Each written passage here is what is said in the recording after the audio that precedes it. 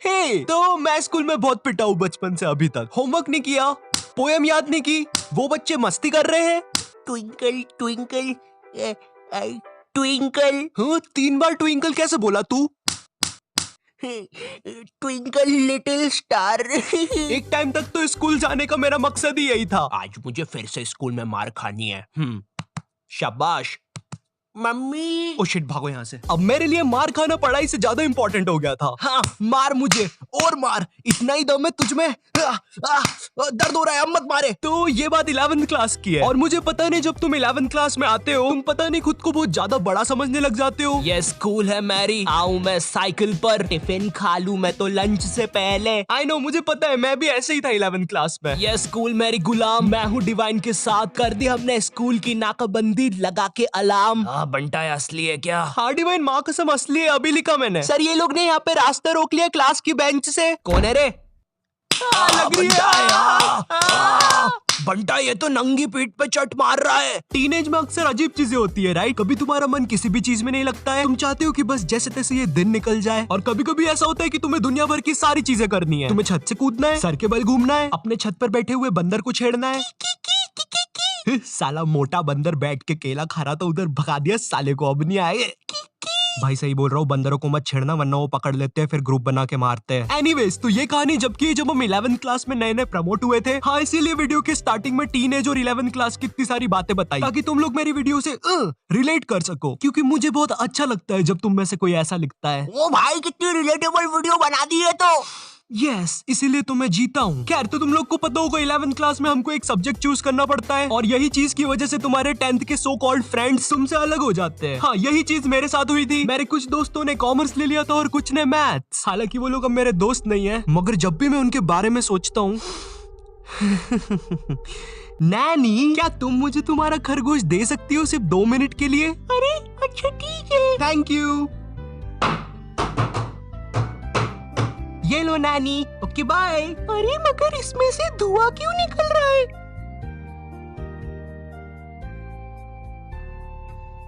Naughty type of topic जाना बंद करो। सॉरी, अब हमारे सब्जेक्ट अलग होने से हम लोग की क्लासेस अलग अलग लगती थी। बाय द वे, मेरा सब्जेक्ट बायोलॉजी था, तो हम लोग को अलग अलग क्लास में बैठ के पढ़ना पड़ता था। मगर एक सब्जेक्ट ऐसा था जो हम सबका साथ में लगता था। ये लोग 200 बच्चों को एक साथ एक ही क्लास में भर देते थे, और वो सब्जेक्ट था हिंदी। क्योंकि उसका एक ही टीचर था, तो वो टीचर से क्लास संभलती नहीं थी। हम लोग क्लास में बैठ के भोंकते रहते थे, भाग भाग भाग भाग भाग भाग भाग। नहीं, सच में थोड़ा ना भोंकते थे। तो अब वो टीचर से क्लास नहीं संभलती थी, इसलिए वो बोल देता था जिसको भी नहीं पढ़ना है वो बाहर जा सकता है। अब मुझे हिंदी सब्जेक्ट से वैसे ही नफरत थी, मुझे ये तक नहीं पता छोटी ई की मात्रा कहाँ लगती है और बड़ी ई की कहाँ लगती है। अरे ये दोनों सेम ही तो शब्द है, इनमें अलग अलग क्या है? हाँ मुझे पता है, कुछ ज्ञानी लोग कमेंट करने वाले हैं। भाई जो ये वाला 3 है ना, इसको तू ऐसे पढ़ेगा, देख 3, और जो ये वाला है ना, इसको तू ऐसे पढ़ेगा 3। तो ये जो बड़ा वाला है ना, ये सही है। खैर, इसके बारे में किसी नेक्स्ट वीडियो में बात करेंगे। ओके, तो हिंदी सब्जेक्ट नापसंद होने के कारण मैंने मेरे दोस्त से पूछा, भाई चले गए क्लास से बाहर? वो भी फुल चौड़ में आके बोला, हाँ भाई डरते हैं क्या, चल बाहर। इसकी कोई जरूरत नहीं थी। तो अब हम दोनों उठते हैं क्लास में और टीचर के सामने से फुल चौड़ में बाहर चले जाते हैं, इसी गलत फहमी में कि हमें देख के बाकी बच्चे भी बाहर आएंगे। कोई नहीं आता है बाहर, अब हम दोनों अकेले, हम दोनों को पता नहीं क्या करना है। तो हम दोनों की फटती है, हम दूसरी क्लास में जाके पढ़ने लग जाते हैं, क्योंकि भाई मेरी स्कूल का जो फादर था ना, वो इतना खतरनाक था, उससे कोई नहीं बच पाता था।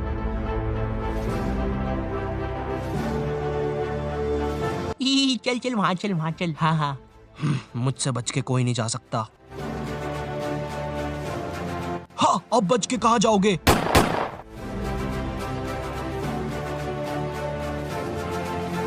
ये फादर 24 घंटे स्कूल में घूमता रहता था, और गलती से भी कोई बच्चा बाहर घूमता हुआ दिख जाए वो तो गया। इसी कारण मैं कोई रिस्क नहीं लेना चाहता था, इसलिए मैं दूसरी क्लास में जाके चुपचाप बैठ गया। मगर फिर कहीं से खबर आती है कि फादर आज स्कूल में है ही नहीं, और उतनी देर में मेरे बाकी दोस्त और कॉमर्स वाले भी उस क्लास में आ जाते हैं। हाँ, कॉमर्स वाले इसलिए बोल रहा हूँ क्योंकि इन लोग का अलग ही चलता है, क्योंकि जब तक हम लोग थे क्लास में, जब तक बहुत ही शांति थी, मगर जैसे ही ये लोग आए, इनमें से कोई पंखे पे लटक रहा है, चौक फाइट चल रही है, आओ मुझे लग गई है। तो इन्हीं सब चीजों की आवाज सुन के एक खड़ूस सर क्लास में आ जाता है। अब इस बंदे के बारे बारे में मैं कुछ ज्यादा बोलूंगा नहीं, लेकिन ये बहुत ही चमत्कारी सर है, क्योंकि जब भी कोई बंदा कांड करता है ये सर पता नहीं कहाँ से एक चिट निकालता है, और वो चिट उतनी ही बड़ी होती है जितने बंदे का इसको नाम लिखना रहता है। एक बंदा मस्ती कर रहा है, छोटी चिट, 10 बंदे मस्ती कर रहे हैं, बड़ी चिट। तो वो सर हमारी क्लास में आता है और अपनी खुफिया जगह से चिट निकाल के हम लोग का नाम लिखने लग जाता है। वहां से मेरी थोड़ी थोड़ी फटना चालू हुई। उस टाइम मेरा दोस्त सर से बोल रहा है, सर हमने क्या किया, हमारा नाम क्यों लिख रहे हो? और ये वही बंदा है जिसको सर ने स्वयं सीढ़ी पे चढ़ के पंखे से नीचे उतारा था। इस टाइम तक सर हमारे नाम लिख के ले जा चुका था और हमारी बहुत गंदी फट रही थी, क्योंकि आजकल हमारी स्कूल का फादर कुछ नया ट्रेंड फॉलो कर रहा था, बच्चों को स्टेज पे बुला के मारना सबके सामने असेंबली में। क्या इतनी ज्यादा बेइज्जती? मैं नहीं करवा सकता खुद की इतनी बेइज्जती। भाई एक बार एक बच्चे को फादर ने स्टेज पे मार के नीचे फेंक दिया था, और असेंबली की लाइन में जो बच्चे आगे खड़े थे भाई वो इतने हरामी पीछे हट गए, वो फिकाया तो उसको कोई भी उठा नहीं रहा है। असेंबली खत्म हो गई, पीरियड खत्म हो गई, लंच हो गया, वो बंदा अभी तक वहीं पड़ा हुआ है, उसको कोई उठाने नहीं आया अभी तक। तो हम सब लोग की अब बहुत गंदी फट गई थी, तो हमने डिसाइड किया कि हम स्कूल ही नहीं आएंगे एक दिन। पर फिर हम में से एक बंदा बोलता है, ओ भाई स्कूल क्यों नहीं आएंगे, स्कूल आना हमारा हक है।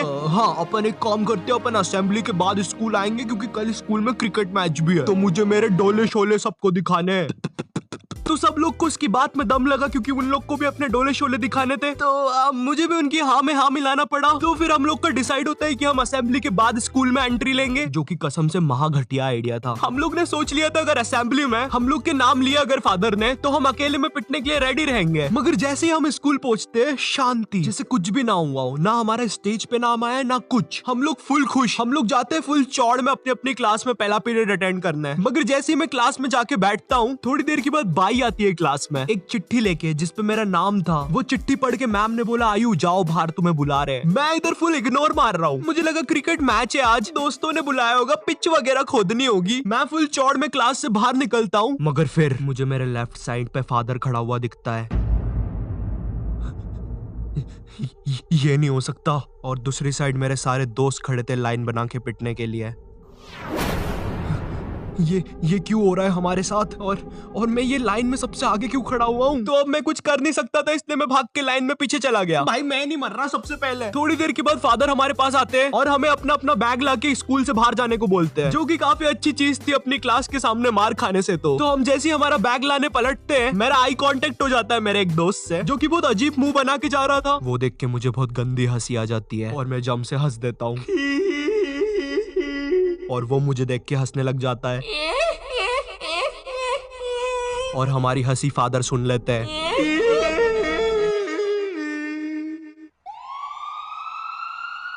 हमें इनकी जान बचानी होगी। हेलो सिविल हॉस्पिटल, डॉक्टर इन बच्चों की कंडीशन बहुत ज्यादा खराब है, लगता है किसी ने बहुत गंदा मारा है। बच्चे क्या तुम हमें बता सकते हो तुम्हारे साथ क्या हुआ था? वो हमें मारने की कोशिश कर रहा था। मेरा कलेजा। आज डेट क्या है? 7 सितंबर। क्या मैं 10 दिन से हॉस्पिटल में हूँ। मेरे मुंह से खून आ रहा है। आप जाइए यहाँ से, हमारा पेशेंट सीरियस है। अरे कोई नर्स को भेजो।